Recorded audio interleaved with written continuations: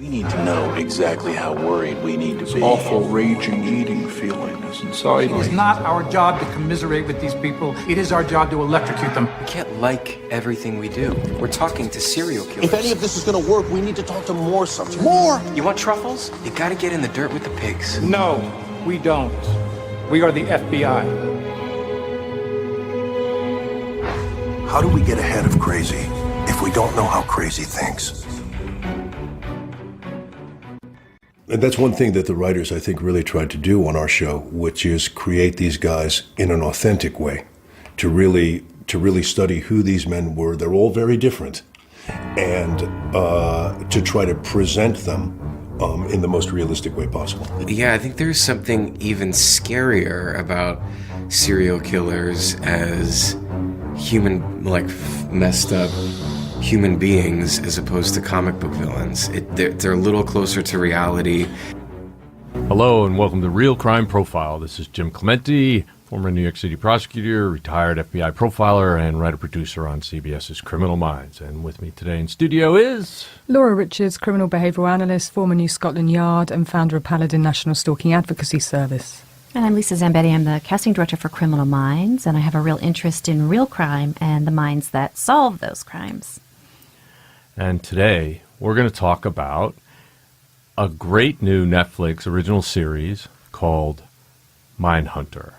And this series I've known about for at least 3 or 4 years because John Douglas has been working with Charlize Theron and David Fincher to put together an amazing, compelling series that I'm pretty sure is going to go on for years and years and years. Well, they've already shot or commissioned season 2, haven't Before they? it even premiered. Wow, that's pretty amazing. That's pretty So what good. do you think about that, Lisa? I think it's amazing. I'm a big fan of David Fincher, and I want to get into that as far as the visual style, which is a very important character in this series, and I'm going to talk about that. And the casting, I want to talk all about that. But yeah, I just finished it last night. I binged it. This is a series that I think holds up very well to binging. If I had to wait a week for each of these, I don't know if they stand each. Well, because it's a stands slow burn. alone. A very slow burn. Yeah, but it's a slow burn in a way that really gives you satisfaction about why things are happening and how things happened. And I think they did that very well in this. I binged it the week after it started airing.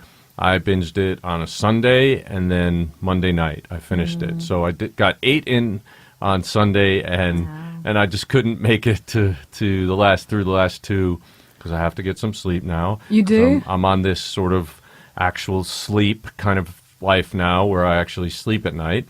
And anyway, but I couldn't wait to get home from work the next day so I could watch the last 2 episodes, and I thought they did a great job. They did an incredibly good job of setting it up for season 2. Absolutely. And it's 10 in total, isn't it? So season 1 is 10. You know, I like the fact that you've just got a number of arcs going on, and one is about how the behavioural analysis unit was set up, and so you get to hear the whole genesis of that. And I mean, I don't know about you, Jim, but I was trying to work out who's who in terms of, obviously it's based on John Douglas's book Mindhunter, but trying to work out who the characters are. And Right. Well, you know, I think Holden Ford is playing John Douglas, and I think the other character, who's it played by, Lisa? Holden Ford is played by Jonathan Groff, and this is a great turn for him. He's best known probably for Glee and also for the show Looking. Did you ever watch Looking? I didn't. It's an amazing show, but... I'll have to check it out. Holt McCallany, who is incredible in this series. You know, he's like a bulldog in a suit. You know, he's just gruff and rough, yet so intellectual. I mean, I love how complex his character is. But Right. anyway. So I think that his character is basically an amalgamation of a number of the early profilers in the behavioral science unit at the time. I think Robert Ressler is probably very highly featured in that character. I think Howard Teeton and Dick Alt are also kind of things that they did that I recognized that were in that character over the course of the first season. So I think it's an amalgamation. And I think, you know, one of the things, unfortunately, we lost Robert Ressler last year, along with Roy Hazelwood and Ed Sulzbach. three legendary profilers who all passed away last year. It's very sad, but their legacy lives on, and it's so great to see them and their work memorialized in this show because, I mean, Criminal Minds, we've been going for 13 seasons now, but it never really went into how the unit was formed and sort of the formation and the heroics of having to go against FBI headquarters to actually get something done that was going to help people solve these cold cases and these serial homicides that were being left unaddressed. The first episode of the series basically sets up the characters and the sort of need for something like the Behavioral Analysis Unit, which would be a subsequent name that the Behavioral Science Unit was called. In fact, now the Behavioral Analysis Unit contains 5 subunits: crimes against adults, crimes against children, threats and terrorism, cyber, and research and education. And that actually is the original Behavioral Science Unit within the Behavioral Analysis Unit now. That's what I wanted to ask you. In the pilot, there is something called the Behavioral Science Unit. So what was that for? Right. And what kind of agents were drawn to that, and what did they do?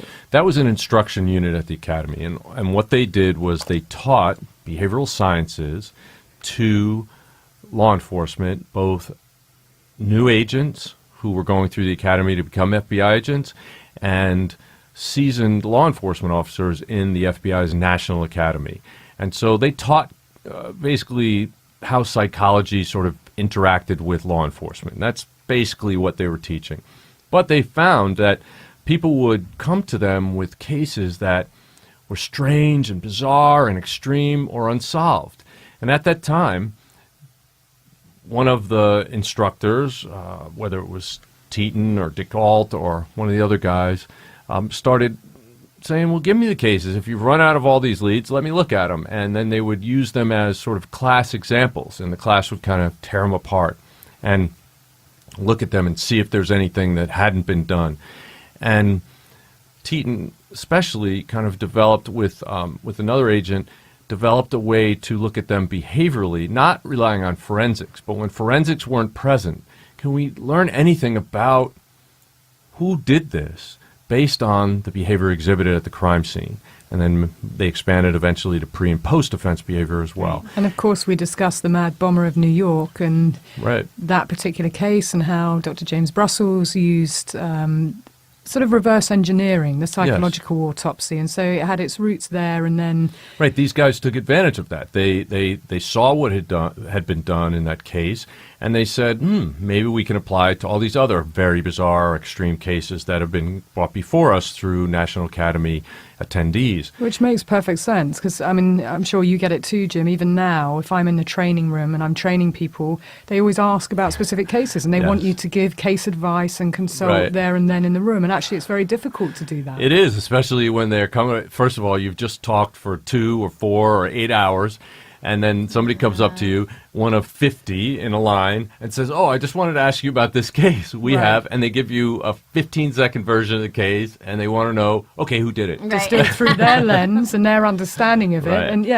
what's going on, and you just cannot give any real insight or analysis in that way, but it's usually interesting. You say, here's my contact information, get in touch with me. We're going to have to send the whole case and to make it worth your while. But anyway, so that was a process that they kind of pioneered. And as these cops would then go back to their jurisdictions and implement the advice that was given by these guys, these early, quote, profilers, they would call back and say, hey, I did what you said, or I looked at the kind of people you told me to look at, and guess what? We solved the case. And this started happening with more and more frequency, and so they started making it a mandatory part of the curriculum to bring in a case that's unsolved, where all the leads have been exhausted, and they would look at those cases. Now, since then, they only looked at completely cold cases with no leads back then. Now the units look at cases from day one. They can be called on a case, a bizarre extreme murder, a threat, a terrorism case, or a serial case on the first day of the investigation. Child abduction, for example, we responded to all of those. So all of those cases we can look at from day one. We don't have to wait till the end of the investigation and so forth. And that's part of it growing from, a 3-man operation in the beginning to a 30-man and woman operation now. So the process has evolved. So what they decided very early on was that one of the most important things was going to be to go into prisons and actually ask the offenders who had been convicted of these kinds of crimes why they did what they did, what led them to it, what were they thinking about while they were committing a crime, what were they thinking about while they were planning it, why didn't they plan it, why did they plan it, all the questions you could possibly ask. And eventually you'll see over the course of this series that questionnaire was sort of expanded and modified over the years, over the decades, to where it's like 841 questions now. So the pilot sets up this really interesting conflict within the FBI, because it seems like there is this behavioral science unit, but it's not really allowed to do the things that you're describing, to do a deep dive into the psychology of these inmates. And there's something that the what would you call the guy, the shepherd? What was he? He was the boss. What was like the unit chief or the assistant director? There's like a constant butting heads between the behavioral science to these two detectives, or these two agents, and him, because he doesn't want them to go too far. Why would there be that conflict? Well, well, here's the thing. The conflict was driven out of mission statements and manpower use and budgets and so forth. I mean, they're there to teach, and that's what the assistant director who was in charge of the FBI Academy wanted them to do. And so there's a real division in the FBI between teaching and actually working cases. And that's where sort of the behavioral analysis unit was eventually born. In other words, because this instruction unit in the FBI Academy called Behavioral Science Unit was getting involved in advising on cases, they actually created the Behavioral Analysis Unit to separate away from it as a practical, boots on the ground, operational unit, whereas they wanted to keep behavioral science as an instruction unit, because every other unit under that assistant director was just doing instruction. So he only wanted to think about instruction, not advising on crimes. Okay. So it's just literally how bureaucratic the FBI can be. Right. And so they created the Behavioral Analysis Unit, and then because of, and I will almost guarantee it, because of something like a show called Criminal Minds, behavioral analysis became much more popular, much more world-renowned, and then it eventually ate up behavioral science. Behavioral science came into Behavioral Analysis Unit and became one of the subunits of behavioral science, and I really believe it's because of the show. It's the same thing with NCIS. NCIS, the show, made a tiny little federal agency that just investigated naval crimes occurring on a naval base or ships or so forth.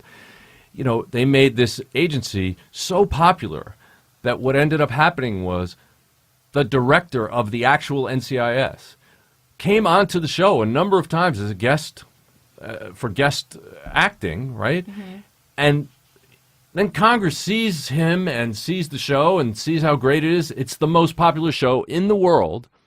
They start doubling the budget. Oh, wow. And the budget of NCIS has been doubled more than 8 times since that show started. And I really see this is a phenomenon we've seen with LA Law. Female applications to law school went up 20% when LA Law came out because it showed positive, strong female lawyers. And so it influenced society. And I think the same thing happened with NCIS, and the same thing happened with the Behavioral Analysis Unit. And Top Gun. I have to throw that in there. Top Gun had that same effect. It just shows how important it is, to portray these things on screen. And that's exactly why, we write and why we do the podcast and why we talk about things with the real life aspect to it. It's so important. There's a responsibility to do it right, because otherwise you're giving people the wrong impression. A show like, unfortunately, CSI did a lot of damage, because not only did it show offenders how forensic evidence was collected, therefore how to protect themselves from being caught because of forensic evidence, but it made it like there's this high-speed digital laser image of every crime that was committed, and if you didn't come into court as a police officer with all this stuff behind you, this slow motion, close up digital version of what actually happened, then the jurors are like, well, wait a minute, I don't believe you. You're just talking. How I can think we there's not believe enough that? evidence, and it is Right. called the CSI effect, isn't Right. it? We've seen lots of cases be seriously impacted by Yeah, it like in a negative thrown out. way. Right. Absolutely. Exactly. So luckily, Criminal Minds doesn't do that because the behaviors that we talk about are intrinsic to the people that commit the crimes. You can't teach someone to be sexually aroused by a severed leg. That has to be something that they develop themselves over many years, not just by seeing it on TV. Sure. But I think one of some the of good- our storylines do take some license. I know, Yeah, but license okay. about what? Yeah. That's not about teaching criminals how to do something bad. It's not how to teach criminals how to get away with it, which Right. is what CSI unfortunately did. It also doesn't show people that it doesn't hurt a trial because, as we show accurately in the cases that we do on Criminal Minds, we don't go and testify in court that we profiled that guy did it, so convict him. We just don't do that. It's an investigative tool. It's not a convicting tool, which CSI was actually all about. It's how do you convict somebody based on forensic evidence. You know, there are a lot of meal services out there that I've really enjoyed. However, now that my kid has a gluten sensitivity, I really needed a plan where we could all come to the table and not have to make him something separate. And that's why Sunbasket has been so helpful. Sunbasket lets you mix and match from paleo, lean and clean, gluten-free, vegan, vegetarian, Mediterranean, and more. And today, you can get $35 off your first order when you go to sunbasket.com/realcrime. They have ingredients like organic produce, responsibly raised meats, sustainably sourced fish, organic pasteurized eggs, and organic non-GMO tofu. Oh, and the house-made sauces are incredible, and you can't find those anywhere else. They also have tons of variety with 18 recipes to choose from each week. And best of all, each delicious, easy recipe is ready in about 30 minutes. With Sunbasket, you have total flexibility. You can cancel anytime, skip anytime, and choose any meal plan you want. So go to sunbasket.com/realcrime today and learn more and get $35 off your first order. That's sunbasket.com/realcrime for $35 off. sunbasket.com/realcrime.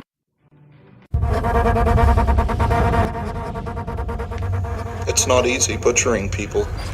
It's hard work. Physically and mentally, I don't think people realize you need to vent.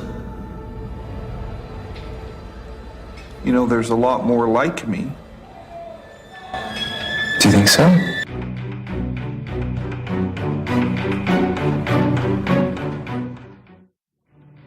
And Mindhunter doesn't show things in a very gratuitous way either. I think they've managed to cover a lot of ground and a lot of the cases without being gratuitous or sensationalist about the material. But I want to just kind of go back to how it opens, because I think there's some interesting, points of, Holden, the young agent, is called to a scene where a man is holding a shotgun to, was it a woman's head? I can't remember. To a female. And so there is a live hostage negotiation situation that's unfolding. And you hear the young Holden, want to talk to him and start to negotiate with him. And the man in particular is requesting that he sees his wife. So we immediately get the context of a domestic violence related case. And in fact, most hostage negotiation cases are domestic violence related. And of course, it ends badly, which is really what transitions him or pivots him in his career, because he's then, although he says he followed the manual, he did everything by the book, he's then sort of pivoted into teaching, which is something that he didn't really want to do. But of course, it kind of opens his eyes in a different way, meandering through Quantico and wandering into a room where there's a senior agent talking about the son of Sam, I think it was. Yes, he was talking about Berkowitz, and he makes the point that violence has changed from purpose to psychological, and that's something that was so interesting. Can you talk about what that means? It was. I think, it was a device that they used particularly well, because it brought the viewer into sort of the decision making, you know, the transition, the change of why Holden felt so strongly about trying to get an understanding of crime and violence through more of a university and academic lens. And I think, you know, for the FBI, again, you know, there was certainly within law enforcement in the UK, and I believe from being in the unit that emulated Jim's unit, we called ours the Scientific Intelligence Unit, and I think yours was the Behavioural Science Unit, wasn't it? The first one, yeah. Yeah, so we were emulating it, and there was certainly a way of doing things. And of course, this went completely against the grain because it was about the psychological principles and bringing in academics to assist as well, which didn't always sit well, actually, with many, with the masses, right. really. Sure. So, you know, there's a lot of ways that they were bucking the system. And actually, the FBI headquarters did not approve them taking on these cases because they were an instructional unit, and they did it anyway. And many times in the history of the FBI and other organizations, can I say it, bureaucracies, you will find that the rules are set to keep the organization in motion in one direction. But as things change, as technology changes, as people change, as society changes, you do have to be You have to adapt. Yes, you do. You have to adapt with it, and that's the whole point. But I think it's interesting that they, I mean, even with where they're located, and I'm not sure whether that happened, Jim, but they were in the basement. So Yeah, That was not the only best. not only were they in the basement, they were in the bomb shelter, the bunker, like 6 stories below ground. So what people don't know if they haven't been to Quantico, Virginia, is actually the home of the U.S. Marine Corps base. And in Quantico, the buildings have to have at least 6 floors underground for their foundation because there's a bomb testing site there. So they actually drop bombs. They have live fire bomb exercises there for training for the Marines. And so it's not unusual on any given day when you're actually in class at Quantico to just hear bombs going off and have the whole building rattle. So because of that, the building codes are such that you have to have at least 6 floors underground for every building that goes up. I think you have to go at least as deep as you go up.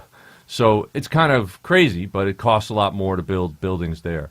And so they had a lot of these building foundations that went deep into the ground, and they had offices down there.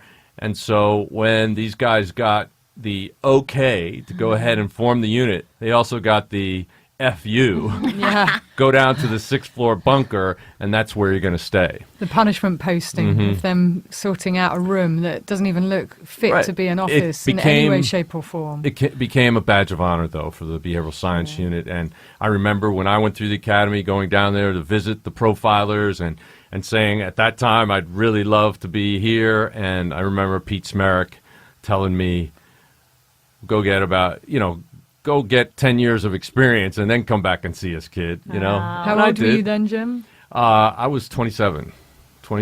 And so I was, just out of my role as a prosecutor in New York City and raring to go. And Pete Smerick and John Douglas both taught us behavioral science in the FBI Academy. Jim Fitz was sitting right next to me, to my right. Right. We would sit together for almost our whole career, which was awesome, and still in our post-career, our new career, we do a lot of work together. But I remember one thing, speaking of Mindhunter, where it crosses over into Manhunt Unabomber, where John Douglas presented us the Unabomb case, which was unsolved at that time. We were just in the FBI Academy, and he put up in the overhead projector a letter from Ted Kaczynski.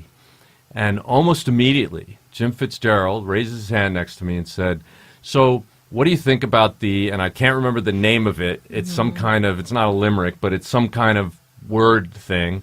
What do you think about let's call it a limerick right now, on, using the first letter of each one of those paragraphs? And Douglas looked at him and said, what? And he said, it says, Dad, it is I. Oh, or, right then it and is there, I, he Dad. saw that? Yeah. Oh, my God. He said that. That's where he saw it the first time. And I know they didn't accurately portray that in the series, but that's when it actually happened.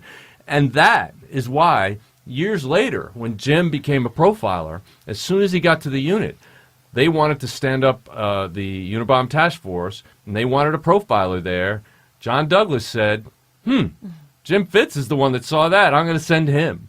And that would be the best choice he ever made in his career. John Douglas, I believe, because he got Jim Fitz out there, who then made it a point to read every single document that was related to the case, and he's able to solve the case that way. And when you say John Douglas put Ted Kaczynski's letter up there, he didn't know who it was from. No, They- it we was didn't the have a bomber's name. letter. Yes, It was right, the right, Unabomber's letter. He was unidentified unsub at the time, and Jim Fitz took the first step in becoming a forensic linguistic profiler that day. So that was great. And the other person that taught us was Pete American. He was so engaging and so captivating. He taught us about James DeBartolome. And if you want to learn about a genius, ruthless, brutal serial killer on the East Coast, mainly headquartered in Washington, D.C., James DeBartolome is one that, unfortunately, I believe my cousin was actually killed by.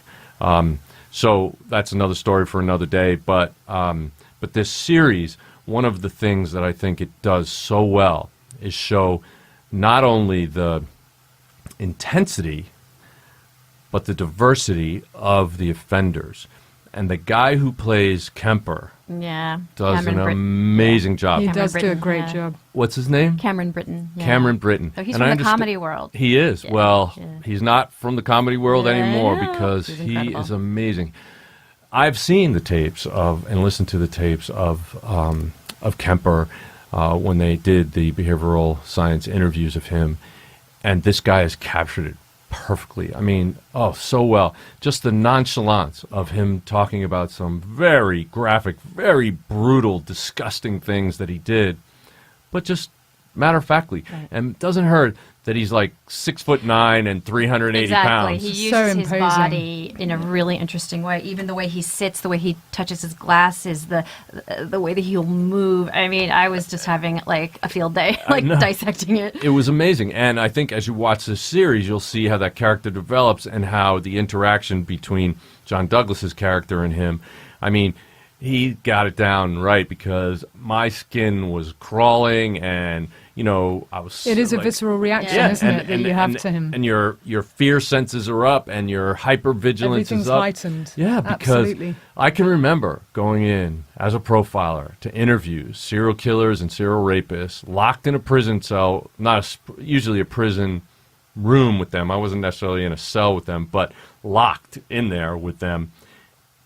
In fact, actually, at least one time, Jim Fitzgerald and I went and did the interviews together. So that was pretty amazing that we had that opportunity. It was I think it was Red Onion State Prison in Virginia, in the southwest corner of Virginia. And we spent, I don't know, at least a week there interviewing these serial killers and serial rapists. And How many can you remember? how many we did in that time? I don't know. I mean, it wasn't that many because we spent days with them, So it was probably 2 or 3 at the most. And would you let them know that you were coming in advance? Because there was that whole play out in Mindhunter about do you just pitch up or do Right. you actually... Yeah, in this case, what we did was we talked to the warden and we said we wanted to interview anybody on this list. And when we got there, they let us know which ones of them were there because, people get transferred, people get, have to go to court and so forth. And so we basically went down the list of the ones that were available, and we said, okay, let's start with him. And then they called him into a room.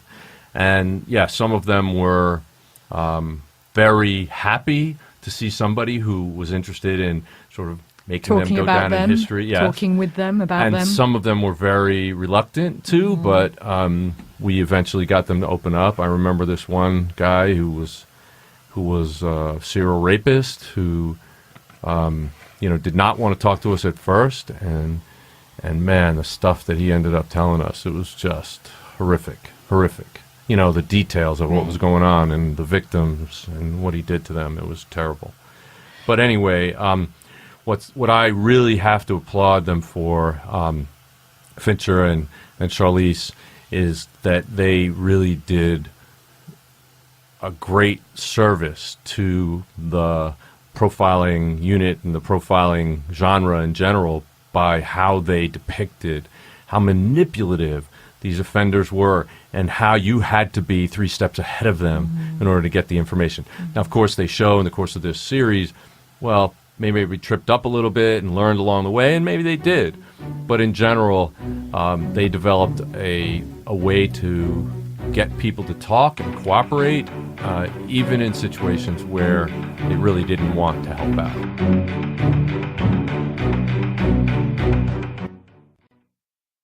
We travel around the country and teach FBI techniques to cops. You guys We should be using every resource we can, talking to the smartest people we find from the broadest possible spectrum. Are criminals born? Or are they formed? Psychopaths are convinced that there's nothing wrong with them, so these men are virtually impossible to study. Jim, can you explain? There's a scene where Holden, the younger agent, goes to a university to try to get an academic to talk to him a little bit more about criminal psychology and whatnot. And the minute that the professor smells that he's a Fed, the guy's like, I'm not talking to you. Right. And so is there more context you can give to why that was? So in the 60s and the 70s in the United States of America, there was a very strong push away from law enforcement, and law enforcement were all seen as narcs. And even though that has to do with basically ratting somebody out for using drugs or selling drugs, narcs, like for narcotics. And there's a lot of undercover narcotics agents, so that became sort of a moniker that they gave to all cops. But the fact is that they also, the general public didn't want Big Brother. And I think they were afraid of Big Brother, and they looked at FBI as Big Brother, and any kind of interaction between sort of the liberal, and I have air quotes going, factions like, many professors and librarians who wanted the free flow of information. So they were interested in finding out who's reading Mein Kampf and who's reading anarchist books and books on how to make bombs and things like that. And librarians are like, wait, if we tell the FBI that would have a chilling effect on people coming to libraries and reading, and we don't want that to happen because there are some societies that were burning books and so forth. And so there's sort of an extreme pushback. So that scene was, sort of a... in reference to that? Yeah, the history, that whole the history, culture. yes. And so even though that had nothing to do with why these guys actually were trying to learn from academics. They were trying to actually find out, try to better themselves and bring academia into law enforcement because there's typically been a wall between them. And they were given the cold shoulder, definitely. And it did cut both ways. So it kind of put this, young, bright Holden into this kind of curious position that he's kind of butting heads with the FBI, where he wants to make progress, but he's also kind of almost being shut out by the academics that he wants to talk to, because the woman that he started chatting up, or rather she started chatting up him in the bar, she was a sociology student, so she was starting to question his understanding and his knowledge. And of course he, in that situation, was really punching above his weight because she knew far much more. So I thought that was, a great scene of, him and her together, but then him also following up on that and wanting to find out more from the academic standpoint. And of course we had this very interesting scene where he then gets in her car after she's been drinking, so she's DUI. But not only that, he goes back to her place and she's sort of saying, lighten up, and she has a bong. And of course he tries that, Jim. What did you think about that? I had your voice in my head as I was watching that scene. Yeah, was my blood pressure going up at that point? Well, your voice was as well, actually. That's what in my notes I wrote, you can be in the FBI and smoke pot? What? And then go to training the next day and do one of, the FBI training sessions, which I have done, and I don't think you could be doing that. Actually, historically, and certainly all the way through when I was in the FBI Academy, anybody who had done any drugs, illegal drugs, would not be admitted into the FBI, period. However, I think shortly thereafter, after I went through the academy, there was 1 year in which every single potential FBI agent from the state of California was washed out because of marijuana smoking. And they said, we're going to have to do something about that. So they actually changed the rules. And to this day now, you're allowed to have used that in the past, experimented, inverted quotes, with drugs, not hardcore use, but if you tried it a few times when you're in college or whatever, that they can excuse that, even though it is illegal. Well, actually, that was the kind of the caveat on it, wasn't it? He said that it was his first time and it was just an experiment. Right. But the fact is that had he done it at that time, he would certainly have been fired. You know, they do random drug tests. Even back then, yeah. Yeah, and he would have been, you know, it's in your hair for months and months and months. You know, all they have to do is take a hair sample and you know, it can be, you know, obviously you have to chalk that up to Hollywood, but they didn't need to do it.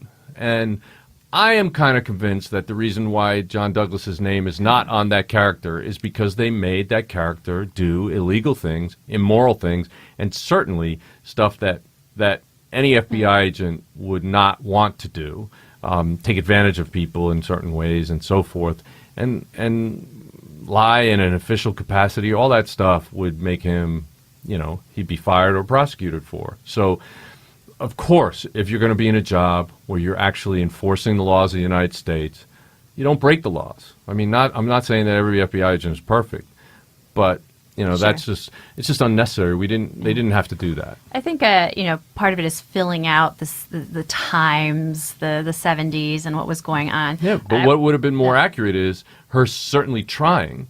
I mean, you know, one of my brothers Yes. said, I mean, he failed the polygraph when he was coming in because somebody, a close friend of his, had asked him when he was in college to smoke pot, and he said no.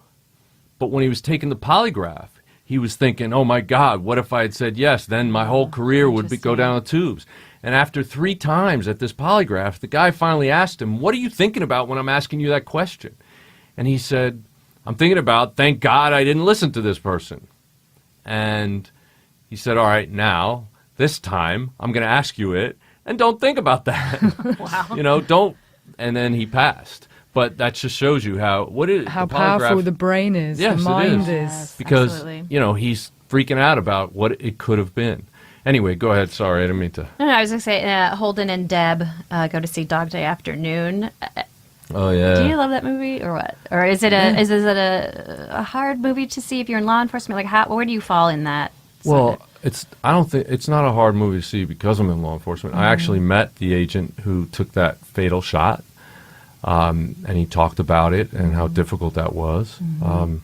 It's a tragic movie. Obviously, there's so much going on there, and I thought What's the movie? Sorry, I'm Dog not... Day Afternoon with Al Pacino.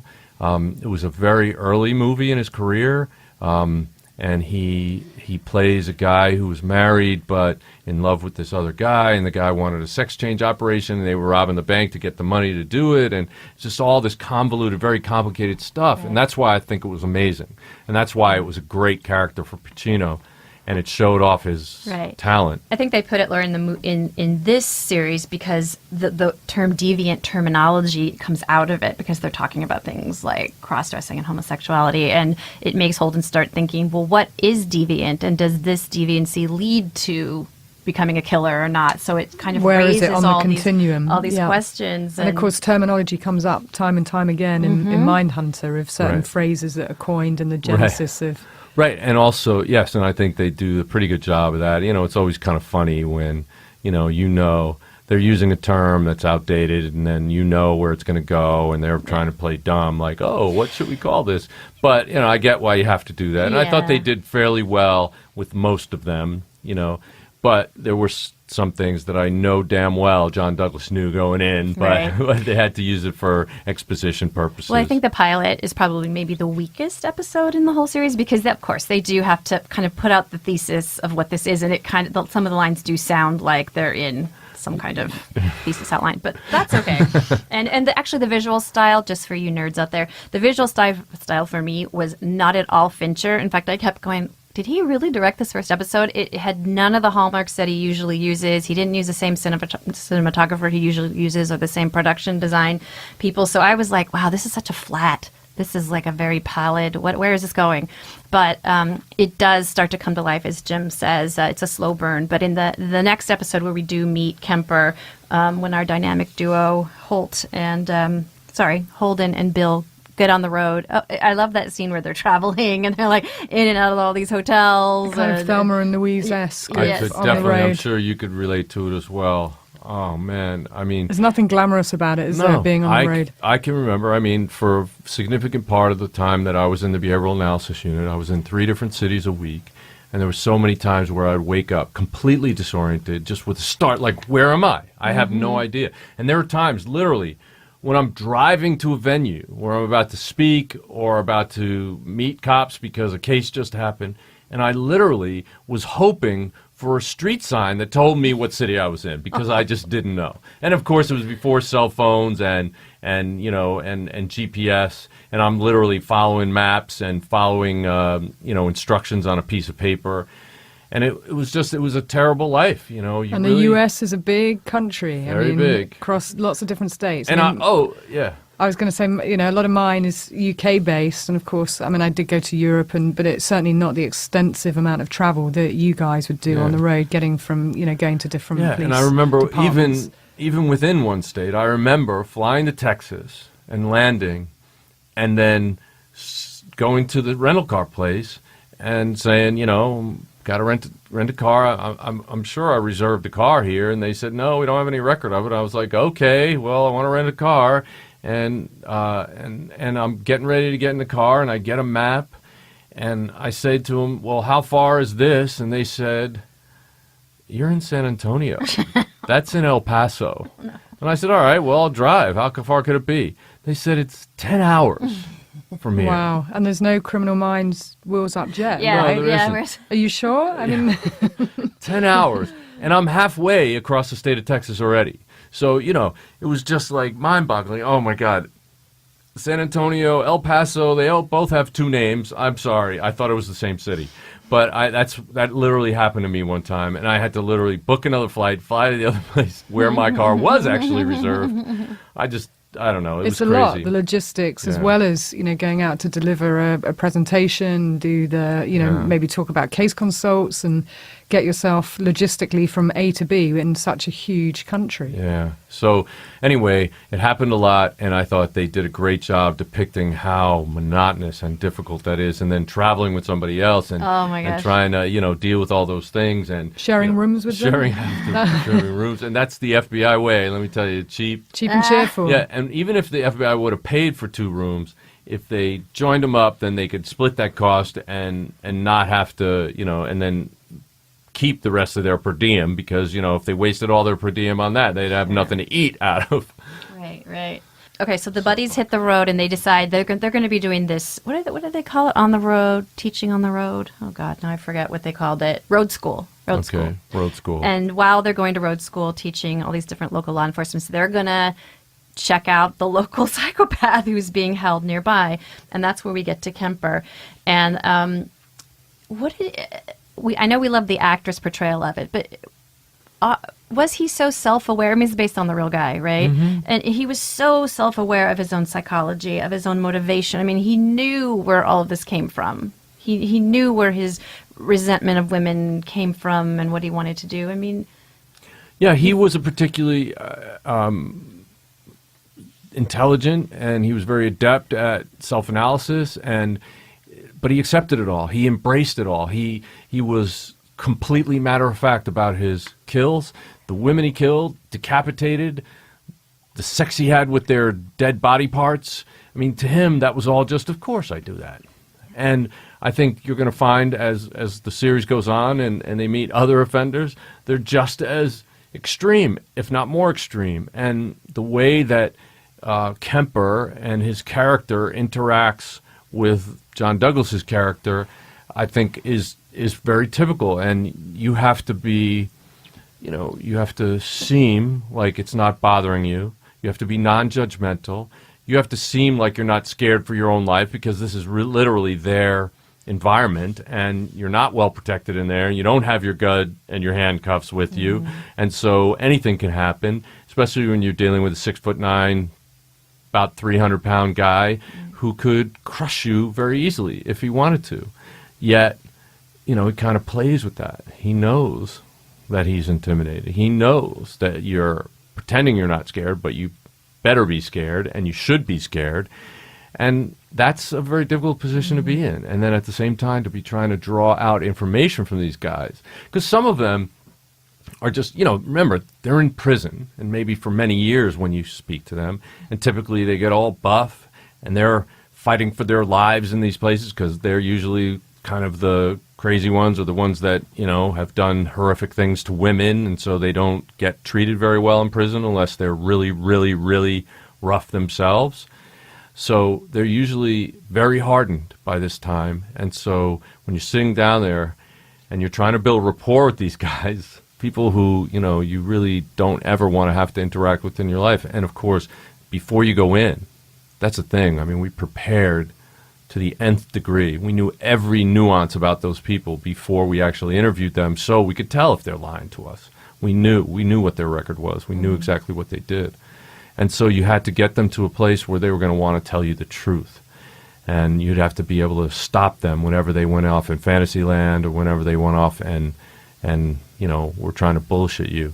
How can you tell if they're telling you the truth? Well, one, you have a record of what actually happened. And two, you learn detection of deception methodologies and you practice them. I mean, you look at their body language, you look at their verbal and their nonverbal and their non-linguistic verbal behavior. Whenever you say that, I start sweating. like, are you looking at my behavior? Like, no. There's a lot going on. There's a lot going on, that's for sure. No, but you learn to do that passively, and then you feel that gut instinct when something changes, and then you drill down on those areas, and that's how you challenge them on things. And sometimes you don't know exactly why you think they're lying.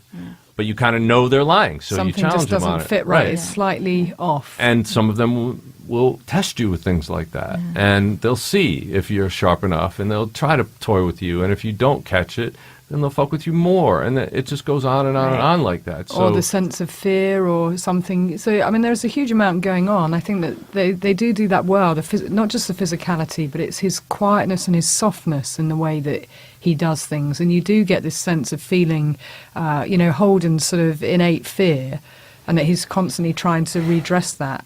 And, yes, he's very matter-of-fact about what happened, but you do get a clear sense of his hatred of women, his mother, women in his life, and, power and control and objectification of women.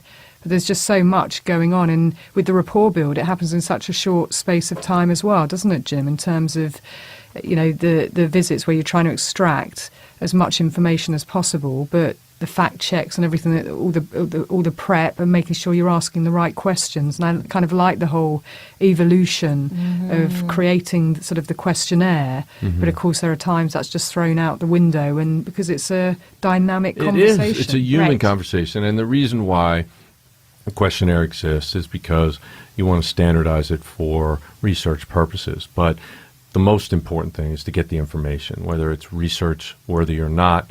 And what ended up happening with these guys going out and interviewing 38 serial offenders was they laid the foundation for an amazing new genre of law enforcement. And since then, that number has grown to over 1,500 serial offenders that have been incarcerated and interviewed by the Behavioral Analysis Unit. And I'm sure that number is much higher now. It was 1,500 when I was there. But the fact is that it's the kind of thing that just built a body of information that is so helpful and actually effective in solving serial and extreme crimes based on behavior, because you don't always get forensics to help solve a crime. I liked how they showed the conflict between the two agents in, as Laura said, in this early version of questioning the psycho killers, because, John Douglas's character is a little bit trying to be the friend, trying to a soft touch, and you can see his partner just being so disgusted that they're indulging this guy, giving him fucking pizza and boosting his ego. That was me in the beginning of my career too. Like my detective partner, Joe Gelfand, he kind of was like, I think it's Harpo Marx, kind of the curly hair guy that he didn't speak. But, you would imagine that he had a very soft voice and he was very kind. And he would just be so nice to these guys that were raping kids. I mean, abducting, raping kids. I was like, what? How could you do that? But he's like, chill out, just wait.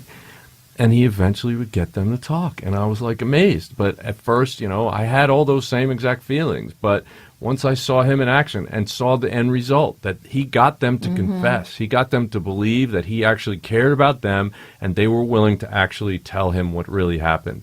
And that was the end result that we wanted. So you have to put up with. Keep your emotions in check. Right. And they're that's there to do a job. That's how I learned to build rapport, to get people to actually cooperate with us rather than, you know, trying to, you know, trick them or cajole them into, or worse, coerce them into telling us what we wanted to hear. Yeah, we're going to get into that coercion. You certainly won't get it through disgust either, you know, No. any kind of judgment or showing your true feelings or thoughts about what has been done.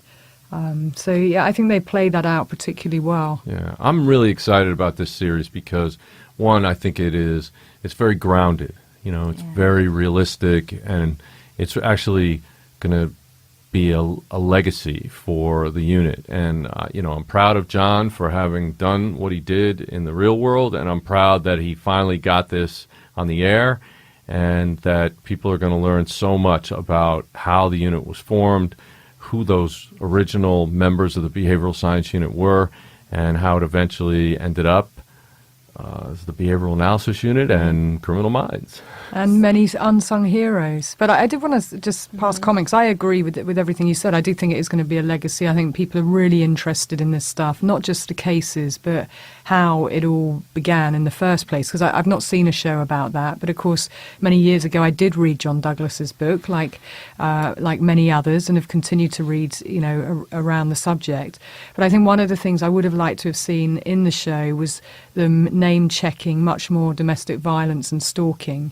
And so, you know, a lot of when talking about triggers and things about why someone did what they did, they call it, you know, troubled relationships in inverted commas, rather than, you know, calling it what it is, which is abusive. But that could be a nod back to the time. Right, I think it is. And you'll see a lot of that. Right. You know, the understanding level, or at least the acceptance level of terms like domestic violence and certainly coercive control has not been in the lexicon back then. So I think you're going to see, unfortunately, sort of a stilted version of what we have today.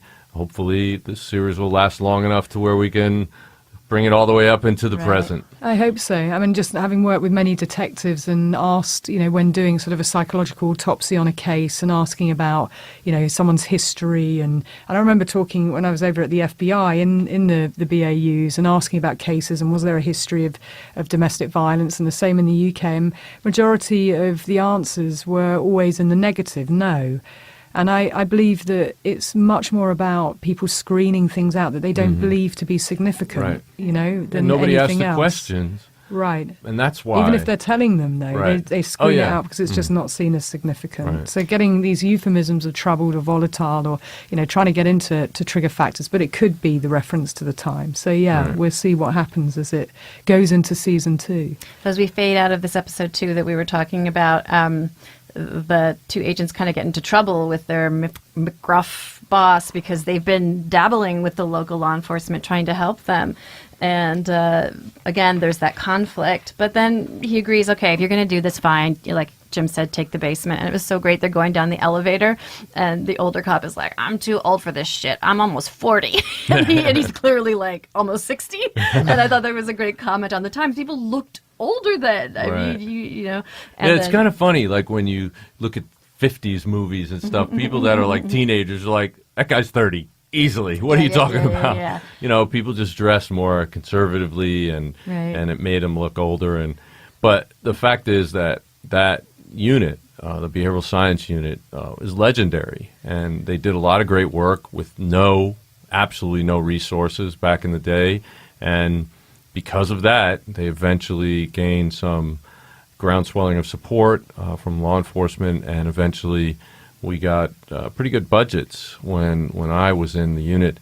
But in the 12 years that I was in the behavioral analysis unit, I saw our budget for the Crimes Against Children unit go from $10 million for the Crimes Against Children unit down to $1.4 million for all 4 behavioral analysis units total. So I think I was there at the time just to think that some of the big cuts were coming in, it was which just is devastating. Yeah, it was. And so we used to bring in cops and prosecutors from all over the country and around the world to help consult on their cases. And it got to the point where we couldn't do that anymore. We were relying on, Skype and telephone calls for a lot of it, and we were trying to travel. But of course, you could do many fewer cases if you have to get on a plane and travel all day, then do a consult, and then travel back. That's 3 days. We could have done 3 cases at the BAU. So I want to shout out to the use of the Talking Heads song Psycho Killer as that we fade out of that episode. Just all these little details. I just love it. I'm going to go over them, and I'm going to make you sick with all the things that I noticed. No, it's okay. It's I love the soundtrack for this. Soundtrack was amazing. They paid a lot of money for the music in this. I know. And it paid off. I mean, I loved all of those references and just the cinematography of it all, and it kind of took you back to that time very much so. Definitely. Very effective. Yeah, I can't wait to see season 2 of this series and season 12 and season 20. So we'll be back with more about Mindhunter. We're going to talk about the rest of the episodes, and we hope that you're watching, and even if you're not watching, hopefully our descriptions you can follow along and enjoy it just the same. Got plenty more to come on it, and we're going to pick Jim's brains on the who's who and just how things really played out of the cases, but also the genesis of the units. Okay. Sign us All right. Well, thank you very much for listening to Real Crime Profile. If you like our podcast, there are a few things that you can do. You can take 2 minutes and go to Apple Podcast and leave us a 5-star review. You can also check out all Real Crime Profile offers and promotion and our sponsors in our show notes. Another thing you can do is go over to Facebook and like our Facebook page. And one last thing is please tell all your friends, family and colleagues about us and spread the Real Crime Profile word. Thank you so much for listening to us. We really appreciate you. Real Crime Profile is produced and edited by Paul Francis Sullivan. Sound engineered by Terrell Parham. Music composed by Simba Tsumba. Logo art by Jim Clementi. Real Crime Profile is produced by XG Productions and distributed by Wondery. For advice and support if you're experiencing stalking in the UK, you can contact Paladin National Stalking Advocacy Service on 0203 866 4107, or you can go on the website www.paladinservice.co.uk. If you're experiencing domestic violence, call the National Domestic Violence Helpline, free phone 0800 2000 247. In the US, if you're experiencing domestic abuse and need advice, safety, shelter or counselling, call Genesis, the 24-hour hotline, 214-946-4357, or go on their website, www.genesisshelter.org, or the Domestic Violence Hotline on 800-799-7233.